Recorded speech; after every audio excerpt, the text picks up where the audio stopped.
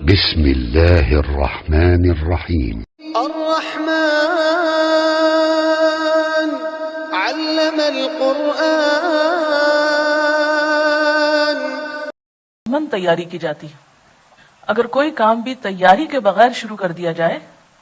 تو اس میں وہ روح نہیں آتی، اس کام کو آپ صحیح طور پر انجوائے نہیں کر سکتے اور اس کا حق ادا نہیں کر سکتے.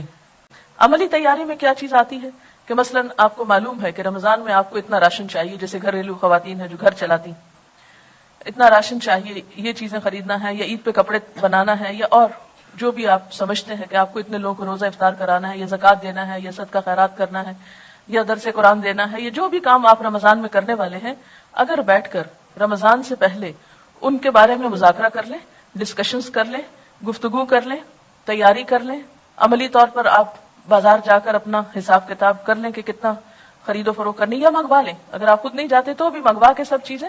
کچن کی ایک طرح سے دوبارہ سیٹنگ کر کے ہر چیز سحری افطاری کے اعتبار سے، پھر ٹائم ٹیبل آپ کے پاس وہ ہونا چاہیے جس کو دیکھ کے آپ سحری افطاری کے اوقات فالو کرتے ہیں. پھر اسی طرح اگر آپ کو کہیں اور تراویح پڑھنے کے لیے جانا ہے تو سواری کا ارینجمنٹ، یہ کس کے ساتھ جانا ہے، یہ کس کو اور ساتھ میں لانا ہے، یہ ساری چیزیں رمضان سے پہلے ایک ایک کر کے جن کا ابھی میں ذکر کروں گی، ان کو عملی طور پر بھی تیار کر کے رکھ لیں اپنے پاس. اس سے آسانی یہ ہوگی کہ جب کام شروع ہوگا تو آپ رائٹ اوے کام ڈے 1 سے شروع کر دیں گے، اور اگر آپ تیار نہیں ہوں گے تو پہلا عشرہ تو آپ کا صرف سوچ بنانے میں گزر جائے گا کہ اچھا رمضان آیا. جو کام آپ کو کرنے ہیں یہ چیزیں آپ نے روز کرنی ہے. مثلا میں نے لکھ کے رکھا ہوا کہ سب سے پہلے صبح میں کیا پڑھنا ہے، اس کے بعد تسبیحات کون سی کرنی. حالانکہ مجھے پتا ہے یہ کرنی ہے، لیکن پھر بھی میں کاموں کے پریشر میں بازو کو بھولنے لگتی ہوں، تو میں وہ کارڈ مجھے یاد دلاتا ہے کہ آج میں نے یہ کام نہیں کیا. کہ مثلا اگر آپ نے اپنے اوپر کچھ نفل باندھے ہوئے ہیں یا کچھ ذکر خاص کرنا ہے، آپ کو خاص سے مراد مسنون ہی ہے، وظیفہ مراد نہیں ہے کہ 1000 دفعہ کچھ لاکھ دفعہ کچھ پڑھنا ہے، تو ان سب کے یعنی ترتیب بار اپنے چیزیں لکھ کر رکھ لیں. پھر یہ ہے کہ جائے نمازیں وغیرہ دھو کے صاف ستھری کر لیں، کیونکہ افسوس کے ساتھ کہنا پڑتا ہے کہ بعض گھرانوں میں اس کا اہتمام نہیں ہوتا، اور بہت فریکوینٹلی یہ چیز دیکھنے میں آتی ہے کہ لوگ سارا گھر صاف رکھتے اور ایک جائے نماز گندی رہ جاتی، شاید وہ مائنڈ کرتے ہیں اس کو دھونا یا گناہ سمجھتے ہیں. تو عبادت میں لطف کے لیے کیا ہے، تھوڑا سا گھر کی صفائی کو بھی دیکھ لیں، کچن کی صفائی، گھر کی صفائی، اپنے بیڈ کی، کمرے کی، جہاں آپ کو عبادت کرنی ہے، جہاں پڑھنا ہے، کتابوں کی شیلف کی، الماری کی، یعنی ہر ایک چیز جو ہے بالکل ترتیب سے کر لیں. اور اتنی ترتیب سے کر لیں، بلکہ میں تو بعض اوقات یہ کیا کرتی تھی کہ جو بیڈ بستر وغیرہ سال بھر اٹھتے رکھے جاتے ہیں، وہ میں رمضان سے پہلے چادریں ہر چیز اس طرح ایسی جگہ پہ رکھ لیتی تھی کہ بس صرف 1 منٹ اس میں لگے اور ہر چیز جلدی جلدی تبدیل ہو جائے. اور لانڈری بھی رمضان کے لیے بچا کے نہیں رکھیں، سب کچھ واش کر لیں، کلین کر لیں. اور اس طرح آپ جب رمضان، جیسے لوگ عید کی تیاری کرتے ہیں، تو عید سے بڑھ کر آپ رمضان کے لیے عملی طور پر تیار ہو جائیں، اور ساتھ ساتھ کارڈ پر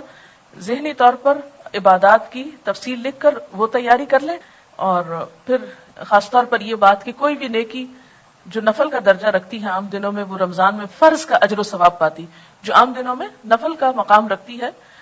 وہ رمضان میں فرض کا مقام رکھتی. پھر اسی طرح فرض جو ہے وہ 70 فرض کے برابر ہو جاتا ہے. پھر اس میں آپ دیکھیے کہ جیسے آپ نے ذاتی کام جو کرنے ہیں، اس میں روزہ رکھنا ہے، اور روزے میں صرف روزہ رکھنا نہیں ہے، بلکہ کیونکہ حدیث میں آتا ہے نا، جس نے روزہ رکھ کے جھوٹ بولنا نہ چھوڑا اور جھوٹ پہ عمل کرنا اور لڑائی جھگڑا اور فحش گفتگو اور ان چیزوں کو نہیں، تو پھر اس کا روزہ نہیں، کیونکہ روزہ صرف بھوکے پیاسے رہنے کا نام نہیں. تو یہ رمضان کا موقع اگر آ رہا ہے تو کوشش کریں کہ اس میں اس سنت پر عمل ہو جائے. تو ساری نمازوں کو اول وقت میں، یعنی یہ جو عبادات ہے رمضان میں ذاتی عبادات، اس میں روزے کو،